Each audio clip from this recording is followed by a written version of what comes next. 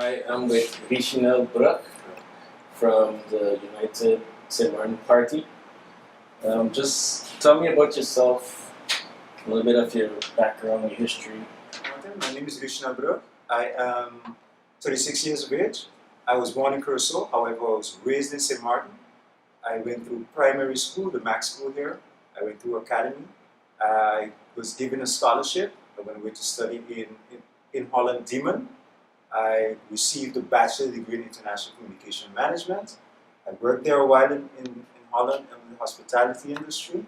I returned to St. Maarten. I continued my study. I studied political science, and I also studied St. Maarten labor law. I am one of the few local business owners on the island. I took over my family's business, a small cafe that is located across from the library. Basically, I'm one of the hardest working individuals. I consider myself a product of St. Maarten. So from international communications, what made you go to political science? Actually, the reason for choosing international communication is because while I was trying to get into political science directly, I was unable to go to the colleges that offered. They had a limited seating space. And seeing that I was one of the international students, and they gave preference to their natives. So I had to take an indirect approach. So I chose international communication management, and all of my projects, however, even my thesis, was based on politics. So indirectly, I have always maintained the direction of politics, even though the title is international communication management. It is so broad, it is applicable in different fields. So how have you been active in St. Maarten politics? Politics is something that is nothing new to me. As a member of the DP Youth Wing, when I was in high school, I was also a leader for the St. Maarten Youth Parliament. So politics is something that I must say is something that has been instilled in me from a teenager. I got involved in politics the first time I actually really decided, hey, I wanted to get in politics was in a social studies class. Miss Aline Spratt, one of the best social studies teachers, I must say, to ever teach academy. I'll give a shout out to her. I'd like to tell her thank you in advance for helping me get this far. So she has been one of the inspiration for me. In that class, we had debates constantly, and it highlighted that one of the most effective position one can have if you want to make change in the community, if you want to make change in a positive aspect to the lives of the people of St. Maarten, it's politics. It is politics. So why did you choose to participate in this coming election? Not before. Okay, that's a very interesting question. There's a story to that actually. Since 2012, I was hired by the United People's Party under MP Romain Laville. I was hired as a senior policy advisor. When he broke away and became independent, I also left with him and I continued. So that's where my experience came from. Before that, to answer your original question, is why not 10-10-10? Well, in 10-10-10, the intention was for me to run. I came back in 2008. That was the second election while I was back already. I wanted to run. I actually contacted certain parties to see that if I can become a candidate. And then I got a phone call from MP Romain Laville.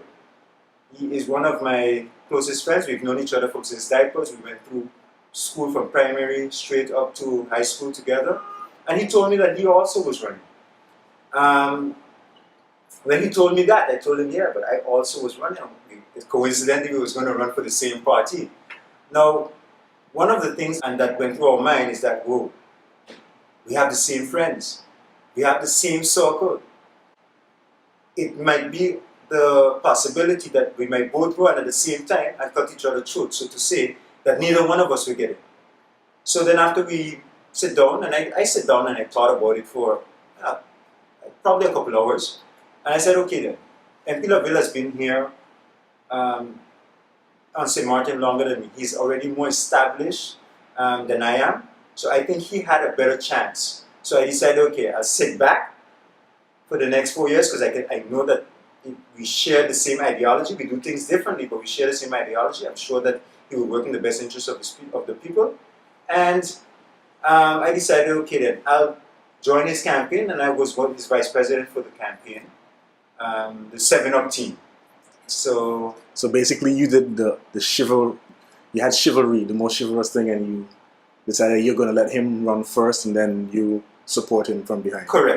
correct.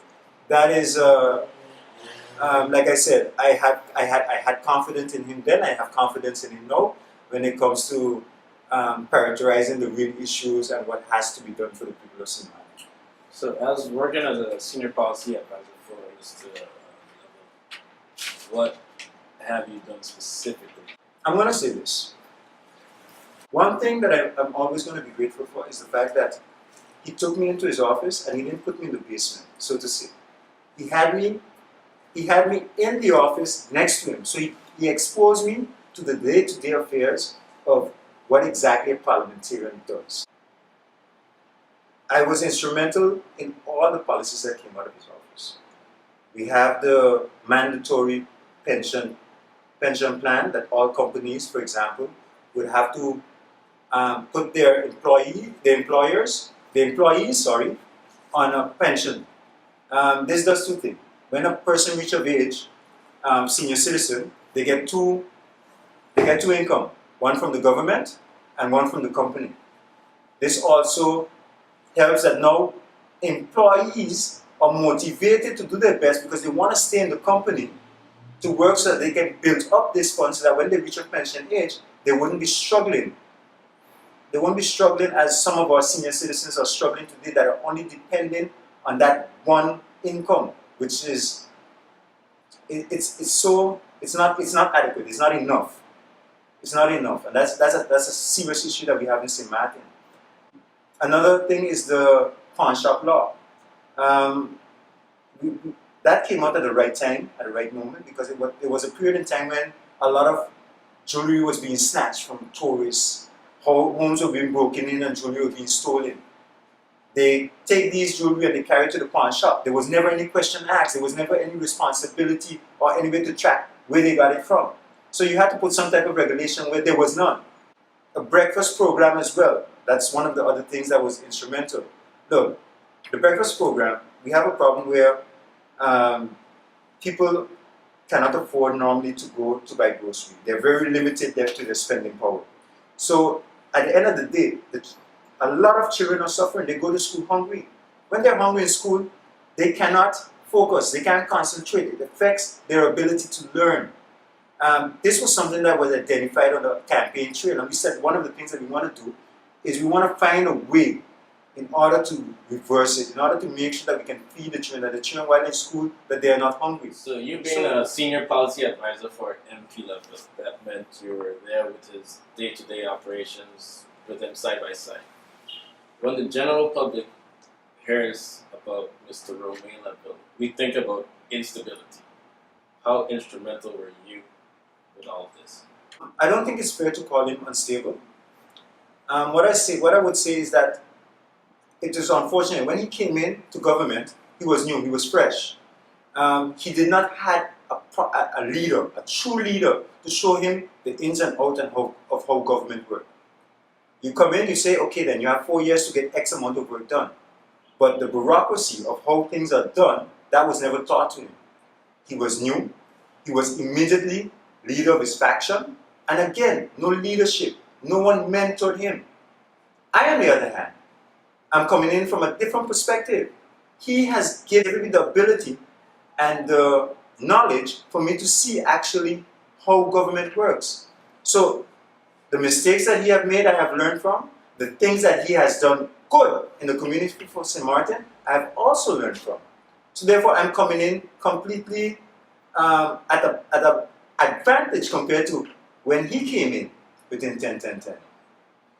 If you also do the numbers when it comes to people say nowadays that he's the reason government fell twice. That is not the case. If you do the numbers or you do the math, you'll realize that even when he withdrew his support from the up and became independent, there was still a stable government. Someone else had to leave with him, or someone other party left. When the second time government fell, he withdrew his support. Again, we still had a majority of it. So then, at the end of the day, you cannot blame him alone or blame him completely for the fall of government. Do you think I should be confident voting for a brand new candidate who has no political experience? Yes, I think you should be confident voting for a brand new candidate that has no political experience. Why? You have got to learn to creep before you walk. If you don't give that new candidate an opportunity to learn, then you'll always have the same individuals in there, and you'll always have the same problem. Right now we have a situation where we have every election we have the same individuals in the year after year. If you want change, and we know this country needs change, it means we have to change the players of the game. The only thing is, we make sure that when these candidates come in, that there is someone to lead them, there is someone to guide them, there's someone to mentor them. It doesn't mean that they have to be a puppet. It means that they have to listen, learn, and then use their own judgment to make decisions in the best interest of the people. You seem quite experienced. You know, you have a background in political science. I think that's actually really, really important. That's a Me plus. as a politician. And you set all your points down. I've seen what you've been active in. So you could tell me about this food bank, Samartan Food. Maarten Food Bank.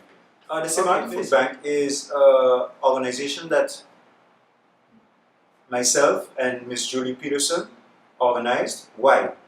It was because there was a social need for it.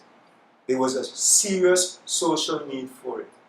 We have, for examples, single parents with 2-3 kids, one income, and they have several bills to pay.